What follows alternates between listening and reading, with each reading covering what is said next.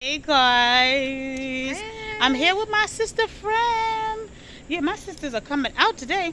Well, the last 2 weeks or so, we just hanging out and we're here just enjoying this beautiful scenery. Let me let you guys like relax and see the scenery Enjoy. here. Okay, so Tranquility. yes, tranquility. We're just chilling. Matter of fact, let me show you this.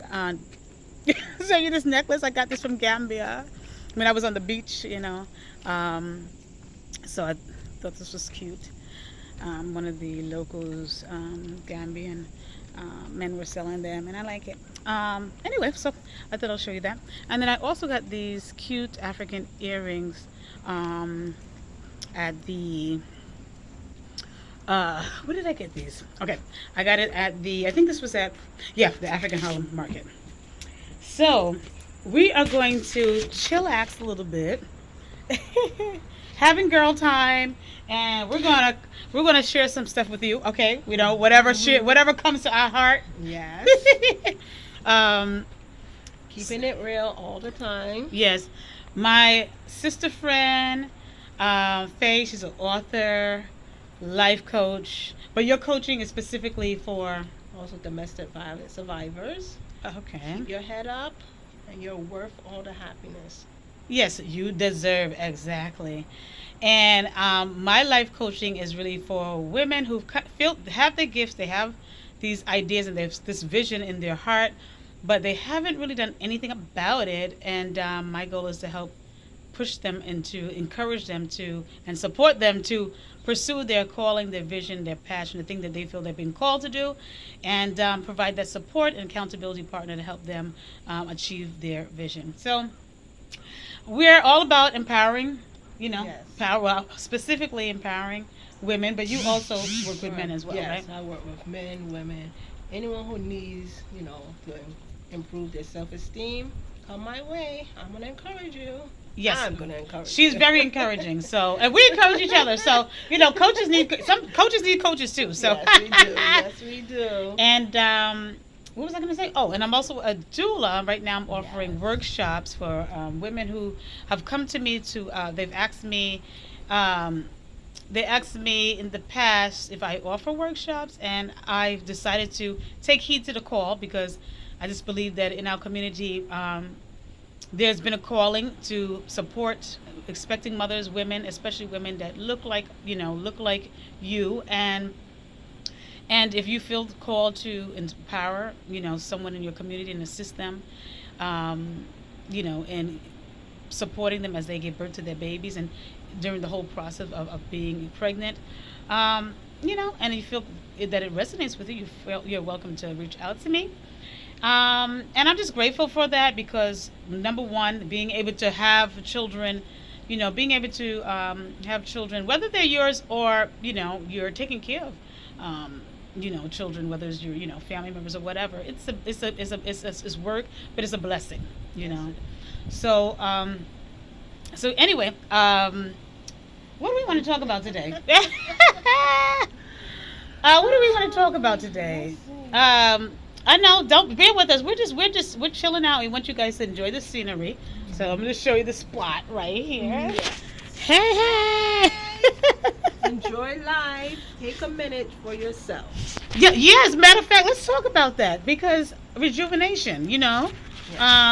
Let's talk about that, sis, because you Yes. yourself is like, I needed it. I needed it. yeah. I came down here to Virginia because I needed a break from New York. I needed a break from life, and we all need that break. So, take time out for you. And first of all, listen to your body. When your mind is saying enough is enough, your body's feeling weak and tired, take that break. You don't want your body to shut down on you. Trust me, you don't. And I thank God. I listened and I said, okay, time for a vacation, time to rejuvenate, recharge, reconnect, revive. So here we are. Yes, I love that because and I'll share too. I remember being at a job and not being happy. Well, not being, being frustrated, being stressed out, and to the point where I started feeling, not feeling well myself. To the point where I was drained. And I had to realize it was time to go. And sometimes it's a hard decision, and sometimes you might just even have to decrease your hours. But we too, we have to fill our cups. If your cup is not full, if your cup is half empty, or empty, how can you fill anybody else's cup? How can you help anybody else? Absolutely. And the majority of us, number one, is majority of us who are probably watching are ones that want to help people, want to encourage somebody, want to, have, something in your heart that you want to give back. But how can you give back to anybody when you're depleted? Exactly. So we do have to take time to assess ourselves, and if you need a day to just take off, it's not always about leaving, always having to leave a job or whatever. Sometimes it might just be like, I need a vacation, and there's people I know that have vacation hours and do not use them. That's what your vacation is for, to use your vacation so you can be recharged to do the work that you're supposed to be doing. Absolutely. So definitely taking this time to, self-care, and even just going to a park. We were going somewhere else, but we happened to find this beautiful space and make use of the space that we are, using. What is this? Wait a minute. Okay, let's sit down here. So, yeah, there's the park. If you can't go on a trip or something, take your moment to have your, take a nice bubble bath, get some candles. Me time. You need your me time, just about you. Yeah. Sometimes you think, oh, I'm selfish, but no. Sometimes I realize you have to be selfish for your own self. You have to say, okay, I have helped everyone. I need a moment just for me. Right? So take time out for yourself. And what I would say is selfish it's not even necessarily about being selfish, it's about being self-full. And there's a quote that says being selfish, putting yourself first, I should say. Putting yourself first is not being selfish, is being it's essential. It's essential. It's essential to your preservation. Okay? We're not robots. We're not robots, okay? So we have to be aware of that. And also I'm also in a space in this realm where I also have to realize that I have to put source first, God first, source, whatever you want to, whatever you choose to call, God, creator, source, ancestor, however you want to say it, and trust, sometimes if you know that it's time for you to step up, because wherever you're at, it's making you literally sick. Yes. How can you perform anything that you're supposed to be doing and you're literally sick? You literally, you can't. There's nothing left. I know you got to a point where you're like, I got nothing left. I got nothing left to give. Right, you have nothing left to give. And that's like the worst thing. I mean, just picture it. You're a car, and you see the meter's going on E. Once it goes on E, what's gonna happen? It's gonna shut down. Right? You got to get to that gas station to refuel. So that's the same thing with your life. Go to that gas station. What is that gas station? The spa, the bubble bath, something, a trip, a walk in the park. Time out for you. Write it in your journal, whatever it is. 2 hours, 3 hours, say just for me, You know that when you go to the hotel, how it says do not disturb? Maybe we all need a sign. Do not disturb, family. I'm not here right now. Do not disturb. But that's your gas station to refuel yourself. So. And let's also talk about, sometimes, because I used to have whole sister circles, because I do understand that we need, there's power in strength. There's power in when we come together and we encourage each other, we support each other, and we're not, bringing each other down. We're not calling each other names. We're not judging you, but we're inspiring each other. We're encouraging each other. We're supporting one another. There's power in that. So, a lot of times it's easy to feel alone. You could be amongst a lot of people, and still feel alone. Yes. So it's always so important when you to find positive, like-minded people that you can connect with, trust, to share your feelings with. And definitely judgment-free zone. Don't judge no one, because you know what? So my mother used to say, when you're pointing a finger, look, 3 fingers are pointing back at you, right? So you can't point fingers at no one. You can't say, oh, why are you still in that situation? Why is that? Because unless you walk in that person's shoes, you never know. You can't truly understand them. So what you need to do, be supportive of each other. Help somebody understand, your point of view, and always be willing to listen to other people's point of view. Respect is key to everything. Yeah. And also, I'm realizing sometimes you might look at people and you're like, oh, wow, look at them. They have this and they have that. And oh my gosh. But sometimes we don't know what people have to go through to get Oh, what it is that they want. We absolutely. don't know their story.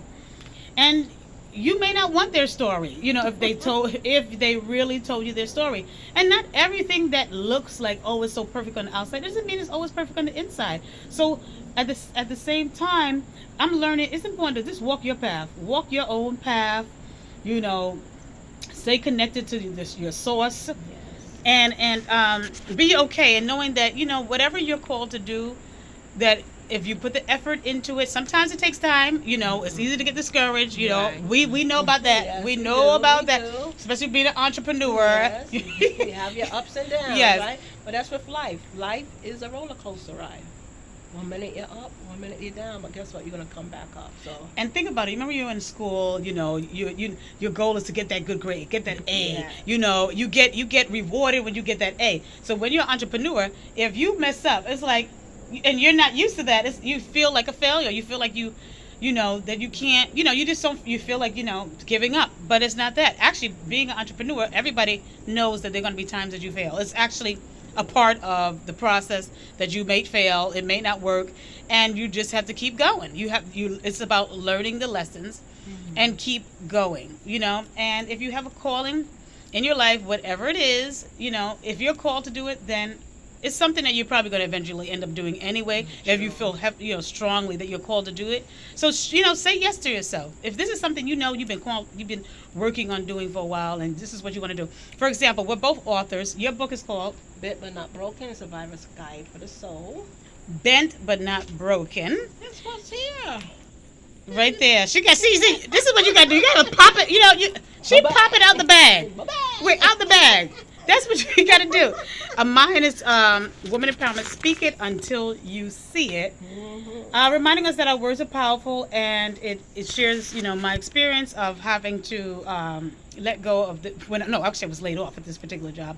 And it was a job I didn't want to be at anymore. Anyway, and at that time I said, I'm going to pursue my passion. I'm going to pursue work that I love now. Not just any job. I'm going to actually pursue work that I love and do things that I love to do.